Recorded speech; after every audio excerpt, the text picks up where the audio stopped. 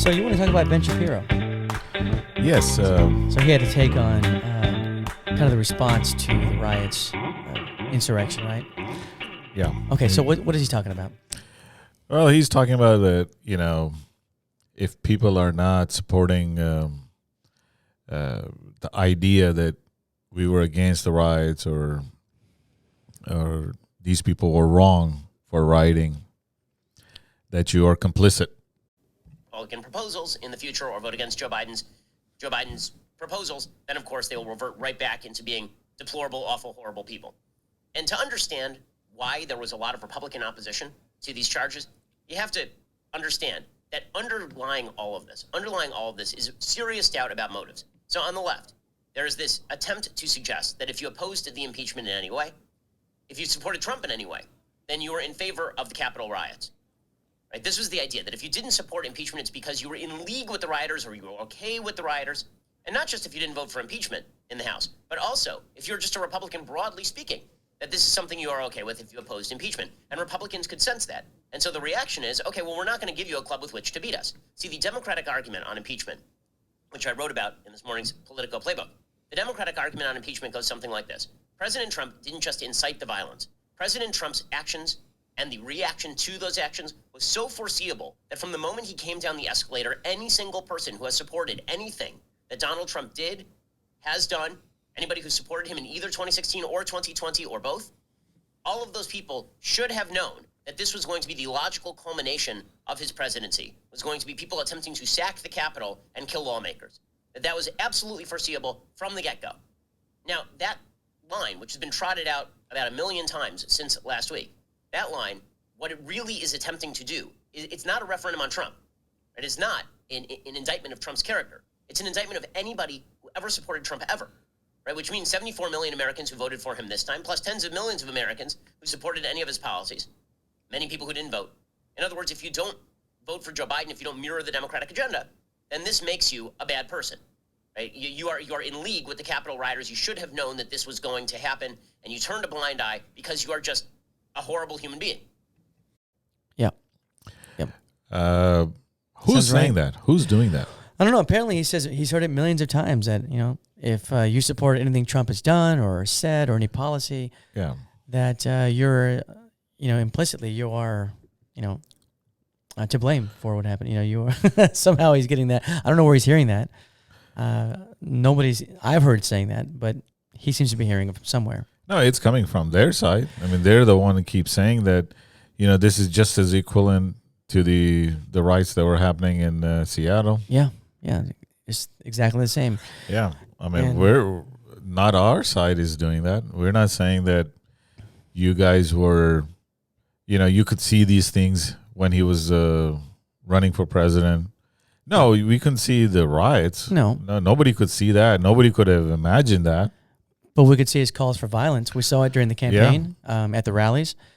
We saw the dehumanization of, Muslims and Mexicans. And, I mean, later on with the Colin Kaepernick, we saw how he treated people and the expectation from his people, from his audience, how they should treat people as well. And didn't he say in his rally that he will pay for the bills? He did. He goes, beat the hell out of him, and I'll pay for the bills. And it was also during the, let's see, what was it? Yeah, during the protests. It was always, it never attempted to understand what they were about, right? The BLM protest. It was always just very negative every step of the way.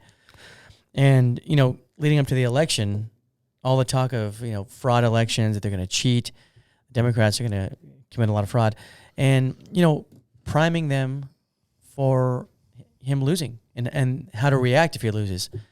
And we should have expected something like this, because his people they're so loyal in the sense that they don't question anything he says. So if they really believe that an election was stolen from him, what is a logical reaction? What are they supposed to do? Yeah, I mean, they believe that, elections were stolen. Yeah. I mean, when you show only half the video from Georgia, where they're just pulling out these cases from under the table, and you don't show the other side, the whole video in context. Fraud. Channel 2 investigative reporter Justin Gray spent the day with Georgia elections officials, as we saw in that video. And Justin, we saw it. You went frame by frame to uncover and then really show everyone what happened. Yeah, George, we spent a lot of time today with the state's lead investigator. We looked at that video for hours, going through it very carefully, looking not just at that short clip that Rudy Giuliani shared, but also the critical hours before it and after it, going through the chain of custody for those ballots in question the entire time. You went through hours. Yes. We went frame by frame with state election investigators. They've already spent hours analyzing this video, looking at the election night surveillance tape that President Trump's personal attorney, Rudy Giuliani, calls a smoking gun. Quote, suitcases pulled from under a table. We can show exactly when they were placed under there. So these were not mystery ballots that came from a mystery location? No. They were right there in the room. Yes. People watched them placed in those boxes. Yes. This is the short section of the video the Trump team has shared. It's not suitcases being pulled from under that table, but official sealed ballot containers. If we go back in the video to hours before, you can see that table being brought into the room at 8:22 a.m. Nothing underneath, no hidden suitcases. Then we can see at 10 p.m. with the room full of people, including official monitors and the media, as ballots that have been opened but not counted are placed in the boxes, sealed up, and stored under the table. The reason? Employees thought they were done for the night. They were planning on going home. Yes. As you can tell by the fact that they're sealing everything up and preparing to leave. Here's where there was confusion. Media and observers left as employees packed up. But this phone call changed that. Fulton's election director called the supervisor here to say, keep working. Keep counting. After the Secretary of State's office called him to say you shouldn't stop this early. That's when employees pulled these containers of ballots back out, the so-called smoking gun video, and went back to work. These are the same ballots official monitors watched them put away. No magical appearing ballots. These are ballots that were processed in front of the monitors, put in the boxes in front of the monitors, and placed there in front of the monitors. So what about that gap? Well, this is what happened during the roughly an hour before an official state observer returned. Employees scanned ballots. Yeah, these are just typical everyday election workers who are just doing their job. It's going to look like that. Maybe these cases were appearing from under the table. Somehow there was a trap door or something. You might call it spreading fake news. Yeah. You might. I don't know. I mean, you go back and look at the whole video, and you can see these cases were put in, there were ballots in there. They put the ballots inside. They put the lid on it, and then they sealed these cases. And then they were put under the table because they thought these workers were going home for the night. No, these were sealed in view of the Republicans and Democrat observers. Right. And you can see there's another shot of a camera. You can see them sitting across the room, and they're watching all this. Right. Now, while it's happening. Do we know if they were paid actors or... The ones that were sitting, it looks like they were paid actors because they didn't come out and challenge the... Yeah. So, look, this is all kind of funny, but it's not, right? I mean, these people have serious issues. Yeah. When you can believe... And the problem, we've said it before, is that, Trump was the only one talking about election fraud, right? And a president doesn't have information in a vacuum, right? It doesn't just come out of his head. Presidents are given information from his cabinet and from other officials, right? It comes from outside. Nobody from the outside was saying there was fraud except the president. Where was he getting the information from? And where was it coming from? That's, nobody ever asked that, or the people who believe him don't ask that question, but they should. Because his own officials have said repeatedly there was no election fraud. His own intelligence agencies were saying that. FBI, right? Yeah. The Attorney General, the Homeland Security, they've all said it was a free and fair election. Again, was there fraud somewhere? Probably. In every election, you're going to have some fraud. Yeah. Enough to turn over an election? Of course not. I mean, it's lunacy. Yeah, and most of the characters that were caught or being prosecuted are his supporters. Yeah, they were his supporters. So, but again, this is the problem with the echo chamber. I mean, look, both sides have echo chambers, but only one side is spreading this nonstop stream of lies constantly about election fraud. And without any evidence. If there were evidence, I'd be on board.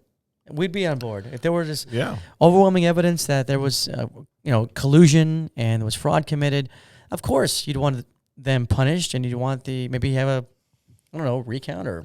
I mean, we're asking for evidence. I mean, if you have something, please provide us. Provide it. Yeah. But you cannot be Rudy Giuliani going before a judge, and when he asks you if it's a fraud case and you say no, what is that supposed to mean? What is that? The fact that his supporters didn't question that and didn't give them any kind of pause, like, wait a minute, he's not alleging fraud, then what is he alleging, right? I don't know what they're looking at. I have no idea. They're living in another universe, another reality. Well, obviously, they're looking at up there something that, where the sun doesn't shine, obviously. I mean, maybe that's why they can't see it. It's possible. Yeah, it's possible. There's a lot going on up there, I guess. But yeah, it's pretty dangerous. I mean, when you have, half the voting population believing that this thing was stolen, you should expect that there's going to be a response. Yeah. And considering that the fringe right is what it is, I mean, they are reactionaries. And if you look online, the way they post, you expect this sort of thing to happen. Yeah. But I don't know. I mean, we have a perfect example of a person that's never gonna believe is Buddy Brown. What is he saying, that not in 1,000 years they're gonna be able to change the way they feel? All right, so to quote one of my favorite movies of all time, probably one of y'all's favorites, The Dark Knight, Joker says, I know why you have your little therapy sessions in broad daylight. That's kind of what we do, isn't it? From a tailgate. Just looking up the word wholesome. The way it all started with my buddy Bear sitting on the end of a tailgate drinking beer, because in a small town, you sit on the end of a tailgate drinking beer, and he was sitting there saying one night, boys, I think we could solve more in 30 minutes on a tailgate drinking beer than Congress could in 30 years of being in session. Trust me. That's proved to be true, so that's why I like to air it out here. That's why I like to go to the woods for most of these videos. So we got a lot going on right now, and I want to talk just for a minute about some of the baddest dudes that I know in life. I don't have a ton of friends. I just know a lot of people. You really only need about 3 or 4 friends anyway. But some of the best friends I've got in the whole world are Marines, Army, Navy, former veterans, right? Because if you're going to spend this lifetime, it's a short life anyway, you might as well hang out with some of the most terrifying strand of DNA our enemies ever encountered. And that's the American veteran. Now, these guys I hang out with, they are not the least bit concerned with total liberal control. Now, 1% of y'all just cringed, didn't you? You could feel it. But the other 99% is nodding right along, because you know exactly what I'm about to say to that 1%. They're not scared or concerned, because they know that not with 1,000 years, not with 1,000 laws, can they change who we are inside. Can they really have an effect on what happens right here? The ones that are scared are the ones that are looking around at all the social pressure that's going to be coming, and they say, man, I just don't know that I'm strong enough to not bow down to all that social pressure around me. The other 99% knows you can't change us no matter what you try to do. That ain't me, and that ain't most of y'all watching this channel either, because you're stubborn and you're hard-headed just like me. You were raised a certain way, and you ain't going to depart from that. Yeah. The way they are, the way things are. Well, that's disheartening. I mean, No. I am kind of worried about him. Well, look, he's on the back of his pickup truck, and he's drinking a beer, and he says he was speaking to a friend of his, and they said they could solve all the problems in 30 minutes. Right? Yeah. Well, on the back of his pickup truck, and clearly these aren't thinkers. Of course they can solve all the problems. I mean, because they can only see problems from their ass. That's why.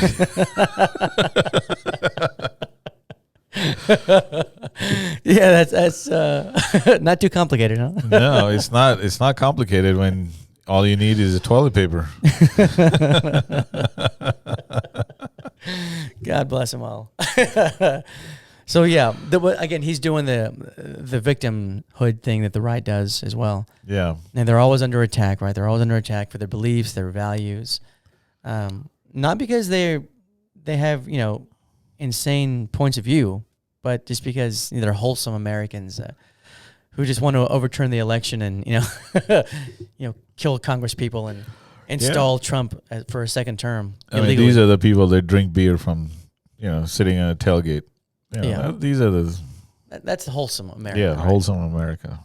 I mean, what if you're drinking a latte at Starbucks?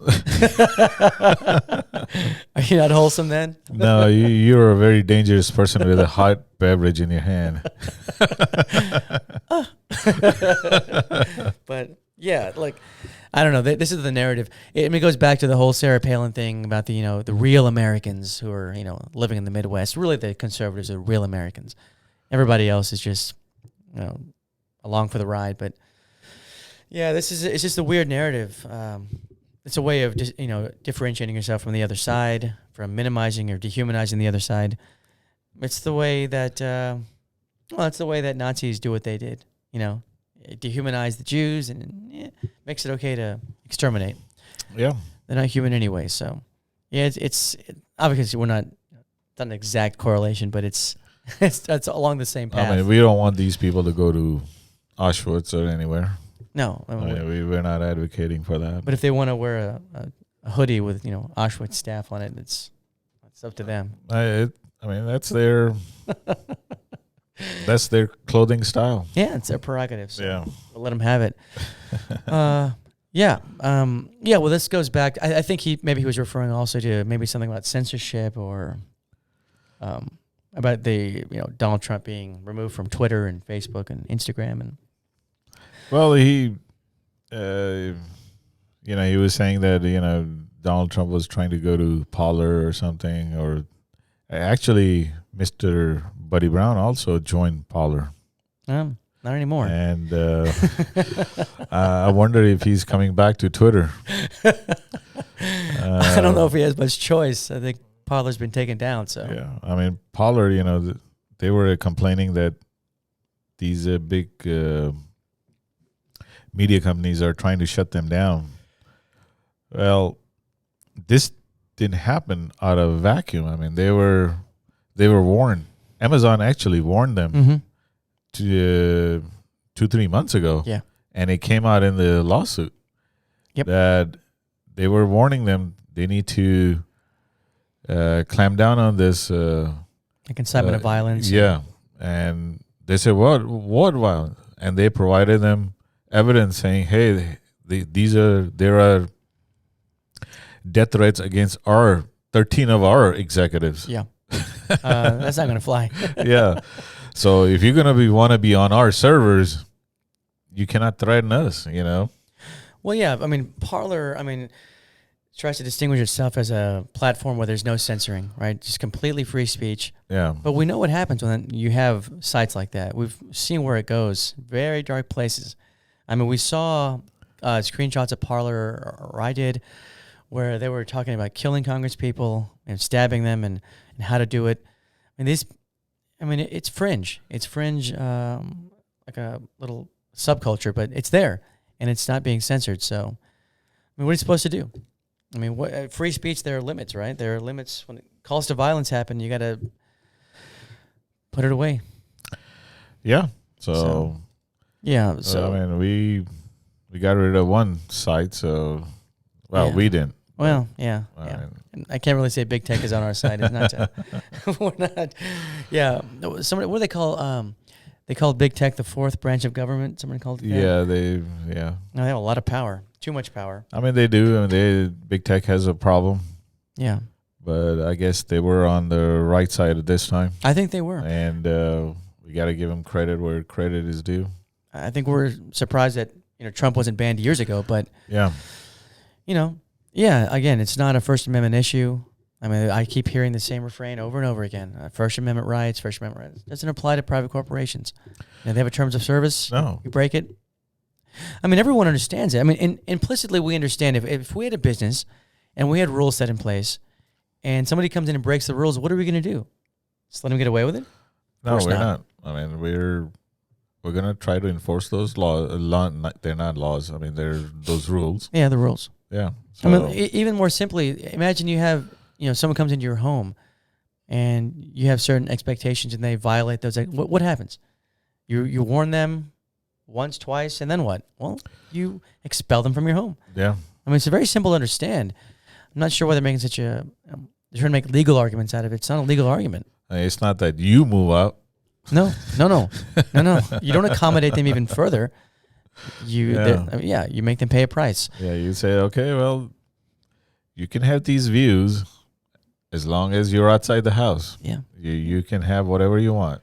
Go stand on a street corner and espouse your views if you want to. That election fraud and fake ballots and whatever else you like. But whatever the case is. I mean, nobody's stopping them from doing that. No. I mean, they can get their own servers, buy their own servers. They can. And I'm sure they'll have the backing for it. Yeah, I mean, Pollard can start their own hosting site anywhere they want. There's no question. Look, if it needs backers, there are conservative billionaires who'd be glad to give it money to buy the servers, they're going to be fine. Yeah. So I mean, I'm not worried about them surviving. I never was. I'm indifferent either way at it. But either way, I mean, I'll be happy actually if they're not.